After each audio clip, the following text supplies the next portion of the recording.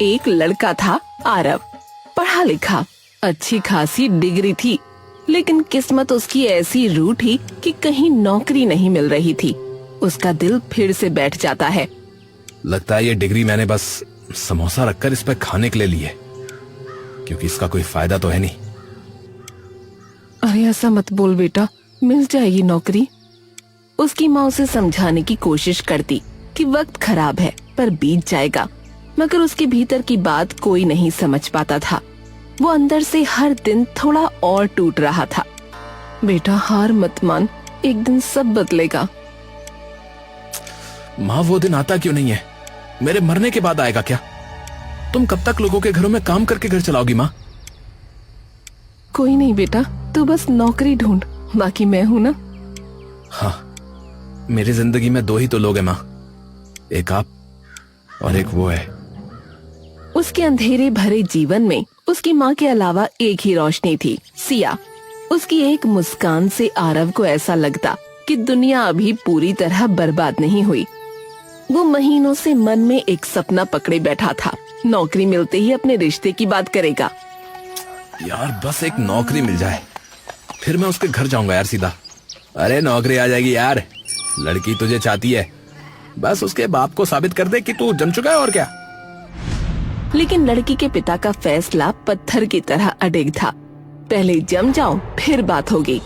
उधर घर की हालत बदतर होती जा रही थी। कर्ज ऐसे बढ़ रहा था जैसे कोई अदृश्य बेल उसके गले में लिपट रही हो। शायद भगवान अच्छी किस्मत में मेरा नाम लिखना ही भूल गए हैं। क्या करूं क्या करूं, कुछ समझ में नहीं आता है। कब तक ऐसे बैठा रहूंगा मैं? कुछ तो करना ही होगा, कुछ बड़ा। हालात खुद से नहीं बदलते। अगर मैंने कोई रास्ता नहीं खोजा तो सब कुछ फिसल कर खत्म हो जाएगा। घर की हालत दिन पर दिन ऐसे गिर रही थी जैसे कोई पुराना मकान बारिश में गल रहा हो। शांति जब घर के खर्चे का हिसाब किताब करने बैठी तो उसके हाथ कांपने लगे। अरे बेटा ये देख, इतने पैसे, हम कब तक ऐसे चलेंगे? कब तक उधार, कब तक इंतजार?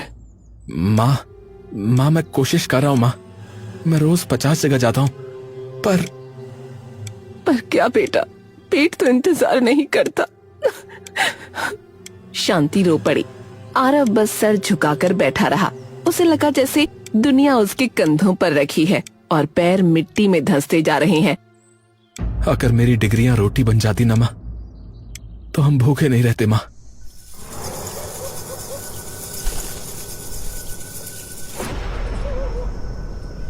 उस रात आरव करवटें बदलता रहा, पूरी रात सोचता रहा और फिर सुबह होने से पहले उसने एक फैसला कर लिया। ऐसा फैसला जो उसने कभी कल्पना में भी नहीं सोचा था। चाहे कितनी भी शर्म आए, मैं चाय की टपरी खोल लूंगा। पैसा कमाना है अब, चाहे जैसे भी आए।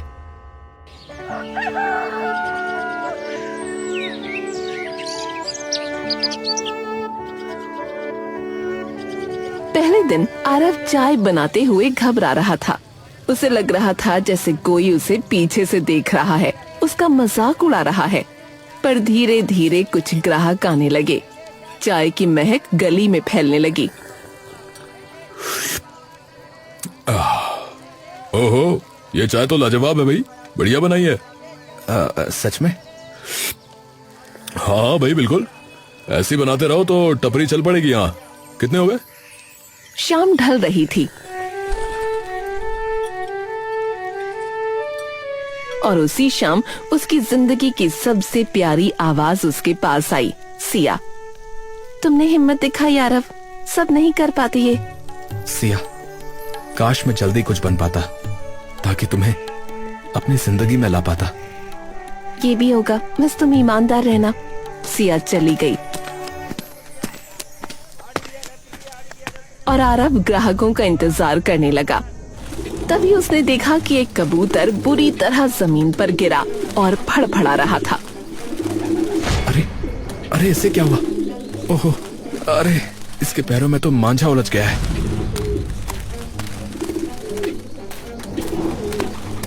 आरव ने फटाफट कबूतर को पकड़ा और उसे इस परेशानी से आजाद किया। कबूतर पंख फड़फड़ाता हुआ उड़ गया। अरे आसमान में क्या देख रहे हो भैया? अरे इधर आओ, चाय दे दो मेरे को। हाँ हाँ भैया, आता हूँ आता हूँ। उसकी टपरी अब चलने लगी थी।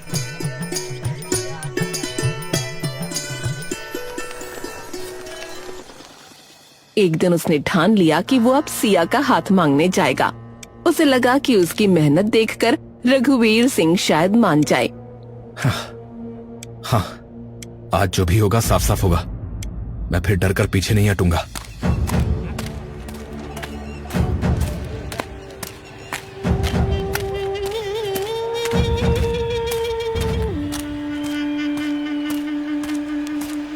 वो सिया के घर पहुंचा। दरवाजा खुला, सामने रघुवीर सिंह खड़े थे। नमस्ते अंकल। मैं वो आपसे हमें पता है तुम किस लिए आए हो। अंकल मैं मेहनत करके चाय बेचते हो? क्या मेरी बेटी को टपरी पर बैठा कर रखोगे?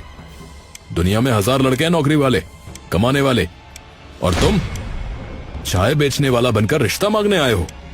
निकल जाओ यहां से सीधे। आरव ने कोई जवाब नहीं दिया और सर झुकाकर वापस चल पड़ा।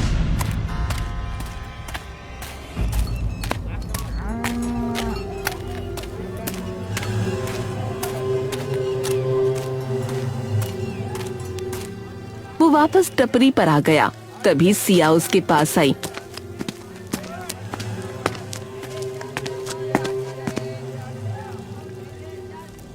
आरव, ये लो, इस पाउडर को चाय में डालना, इससे चमत्कार होगा, लेकिन किसी को बताना मत।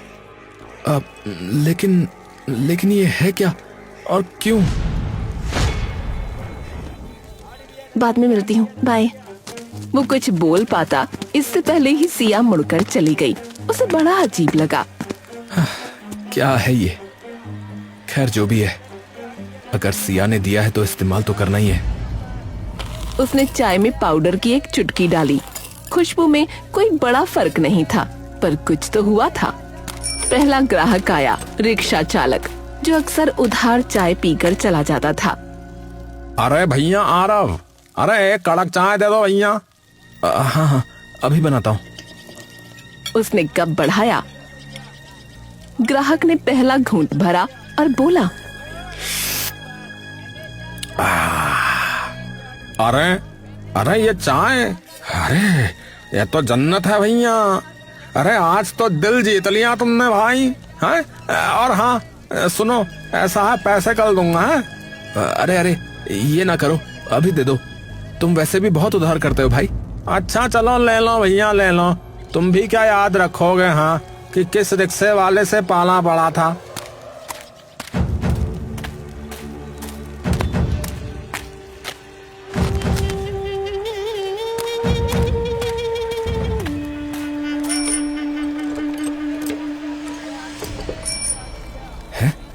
अरे आज तो बड़ी जल्दी मान गया ये।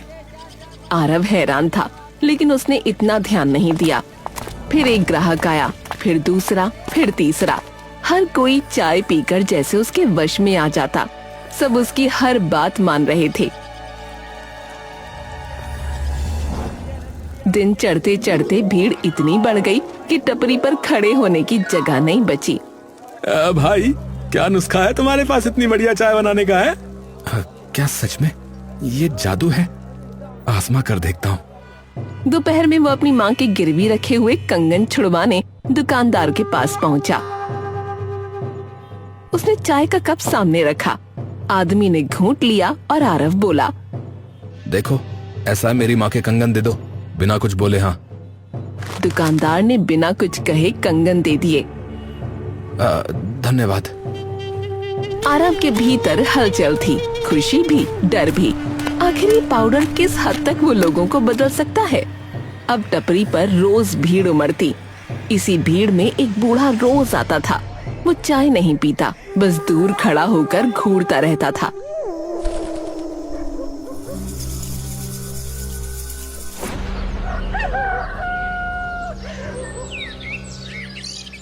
एक दिन आरव बोला, अरे बाबा, रोज आते हो आप, चाय तो पीते नहीं, कुछ चाहिए क्या? अरे बेटा, जादू कभी मुफ्त नहीं आता, इसकी कीमत होती है, समझे? क्या मतलब? जिस दिन समझेगा उस दिन देर हो चुकी होगी।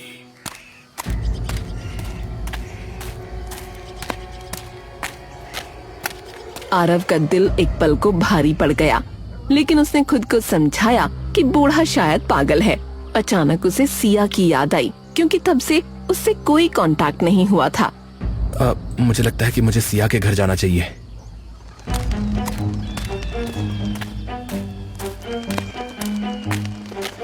वो सिया के घर पहुंचा, लेकिन रघुवीर सिंह सामने मौजूद थे। क्यों आए हो? चाचा जी, मैं बस सिया से उसकी शादी तय हो गई है और आगे से यहाँ कदम मत रखना, समझ में आया? ये शब्द किसी हथौड़े की तरह उसके सीने पर पड़े। उसका दिल टूट गया। वो कुछ बोल ही नहीं पाया, सिर्फ सर झुकाए मुड़ गया। सब मिल रहा है, बस वो नहीं। पर क्यों? क्यों? अचानक उसके मन में एक विचार चमका। हाँ, अगर ये पाउडर किसी का नजरिया बदल सकता है तो रघुवीर सिंह का क्यों नहीं? मुझे बस मौका चाहिए, एक कप चाय और मेरी दुनिया बदल सकती है। कई दिन आरव मौका ढूंढता रहा। एक दिन शाम को आखिर किस्मत ने उसकी तरफ झुकना शुरू कर दिया। चौपाल पर रघुवीर बैठे थे। आसपास 2-3 किसान बातें कर रहे थे। आरव धीरे से उनके पास गया। अंकल, मेरे हाथ की चाय पीजिए एक बार। अरे मैंने मना किया था ना। अरे पीकर तो देखिए ना, पी के तो देखिए। अरे चल हट। अरे ले लो रघुवीर, लड़का इतना कह रहा है तो ले लो एक बार, मन रख लो उसका भी। ठीक है दे इधर। रघुवीर ने कप उठाया। आरव का दिल मानो उसकी पसलियों से बाहर निकलने को था। कैसी है अंकल? अजीब है पर अच्छी है। अच्छा, तो इसी बात पर क्या मैं आपकी बेटी से शादी कर सकता हूँ? हाँ, क्यों नहीं। वो भी तुमसे प्यार करती है और तुम मुझसे, तो मुझे क्या दिक्कत होगी भाई? आरव के कानों को जैसे यकीन ही नहीं हुआ। वो पलकें झपकाता रहा। रघुवीर की आवाज कानों में किसी सपने की तरह गूंजती रही। क्या इतना आसान था? क्या जादू सच में इतना बड़ा है?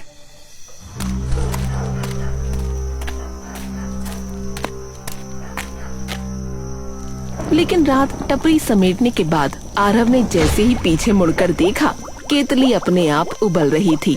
चूल्हा बुझा पड़ा था, फिर भी केतली में पानी कड़कड़ा कर उबल रहा था। ये कैसे?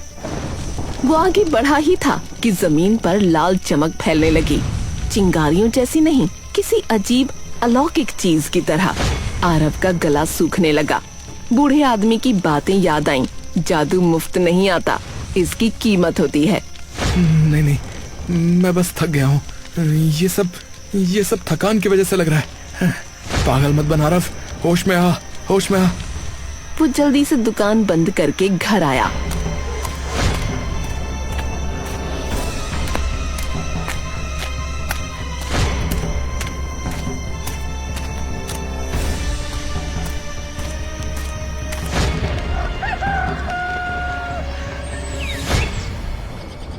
अगली सुबह वो पूरे उत्साह में सिया के घर गया।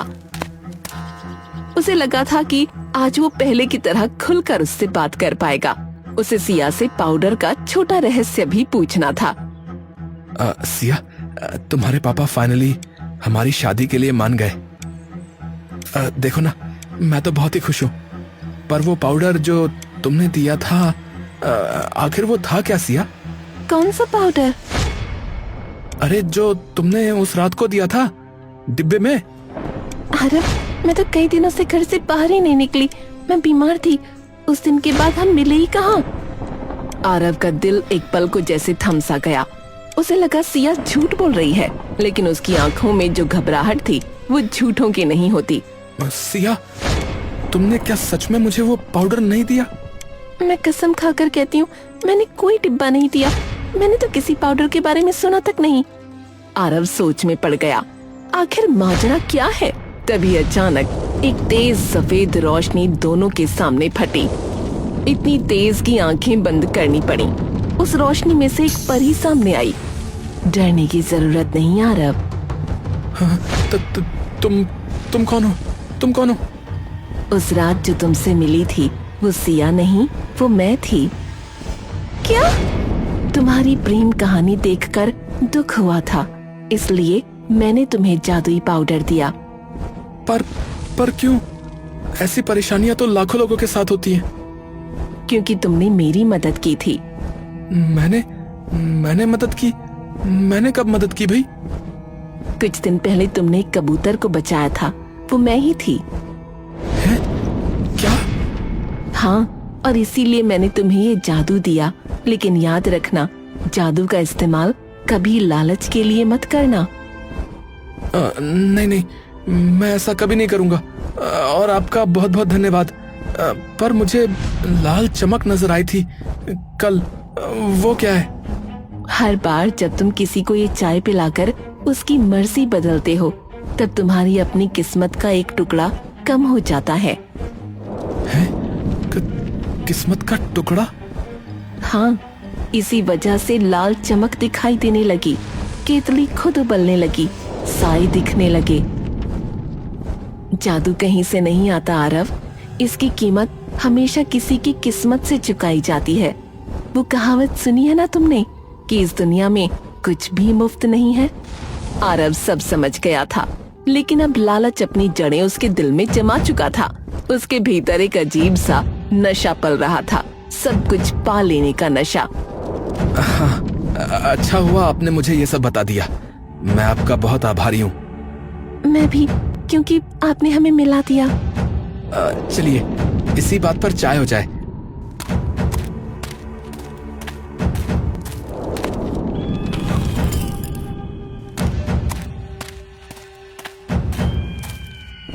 ये लीजिए परी जी, चाय पीजिए। चाय? अभी? हाँ, क्यों नहीं। आपने मेरे लिए इतना कुछ किया है, मैं आपको चाय तो पिला ही सकता हूँ। मेरे पास इसके सिवा है ही क्या। परी को समझ नहीं आया, वो इंसानों जैसी ही सहजता से कप उठा लेती है। उसने विश्वास कर लिया था कि आरव एक अच्छा और सच्चा इंसान है। उसने घूंट लिया और अगले ही पल इस पाउडर का असर उस पर भी हो गया। और फिर आरव बोला, अपनी सारी शक्तियां मुझे दे दो। ये तुम क्या कह रहे हो आरव? चुप रहो तुम, बस जो कहा करो अभी। परी का चेहरा सख्त हो गया। वो कोशिश करती है विरोध करने की, लेकिन कर नहीं पाती। उसके पंखों से एक रोशनी निकली और आरव की छाती में समा गई। परी जमीन पर गिर पड़ी।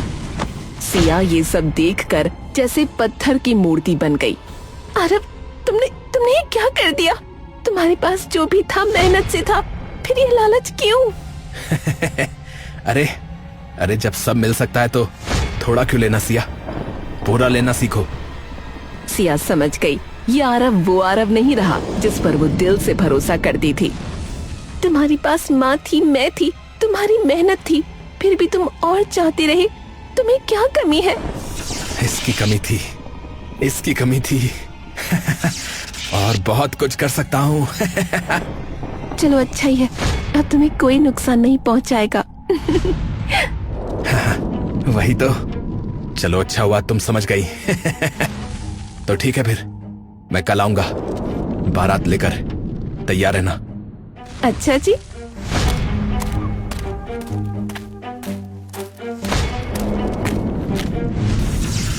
परी के जादू से अपने घर की जगह सचमुच का महल खड़ा कर लिया।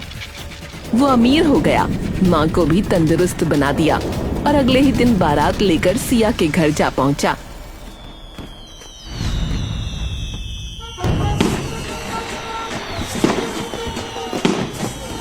हाय हाय पीछे बाराती, आगे बैंड बाजा। हाय हाय आए दुल्हे राजा, गोरी खोल दरवाजा। हाय हाय।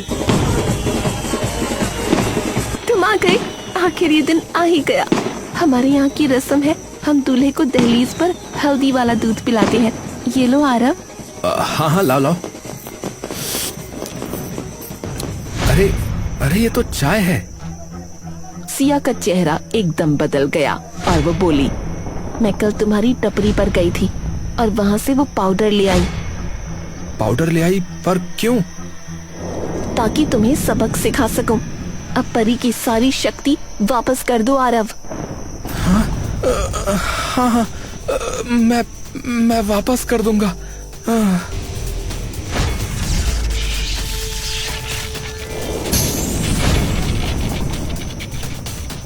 जादू का गलत इस्तेमाल करने की सजा बहुत बड़ी होती है आरव। ये तुमने क्या किया सिया? ये तुमने क्या किया? मुझे धोखा दिया। परी ने छड़ी घुमाई और अगले ही पल आरव की पूरी दुनिया टूटकर गिर गई। महल गायब हो गया, अमीरी छिन गई, टपरी सूनी हो गई और दुकानदार कंगन लेने आ पहुंचा। अरे, बिना पैसे के कंगन कैसे ले गया तू? वापस कर। वो घर पर है, घर चले जाओ। मुझे माफ कर दो। हाँ, जरूर जाऊंगा, और अगर नहीं मिले तो जेल कराऊंगा तुझे, समझ लेना। मुझे लगने लगा था कि मेरे पापा गलत हैं, पर शायद वो सही थे। तुम लायक नहीं थे आरव, ना मेरे ना खुद के। अरे मुझे माफ कर दो सिया, मुझे माफ कर दो। मैंने बहुत बड़ी गलती कर दी, सच में। अरे, तू यहाँ क्या कर रहा है बे? निकल यहाँ से। जाने क्या नशा दिया था तूने मुझे, हैं? जो मैंने हाँ कर दी तुझ जैसे भिखारी को। अरे मेरी बात तो सुनिए। अरे, अपनी ये बारात लेकर चला जा यहाँ से, वरना पुलिस बुलाऊंगा, समझ गया? चले जाओ आरव। आरव की माँ कुछ न बोल सकी और खड़ी तमाशा देखती रही। अचानक वो छाती पकड़कर गिर पड़ी। माँ, माँ, माँ। गरीबी में जीना मुश्किल है, लेकिन ऐसी बेइज्जती और बदनामी के बाद नामुमकिन। तूने बहुत गलत किया बेटा। माँ, नहीं माँ, नहीं, मेरी बात सुनो माँ। शांति के प्राण पखेरु उड़ चुके थे और आरव पूरी तरह टूट चुका था। माँ, हे भगवान, मैंने लालच क्यों किया? मैंने लालच क्यों किया? सवाल हवा में तैरता रहा, लेकिन उसका जवाब अब किसी के पास नहीं था। जादू ने उसे सब दिया और उसी जादू ने सब छीन लिया, लेकिन अब उसके पास पछताने के सिवा और कुछ नहीं था।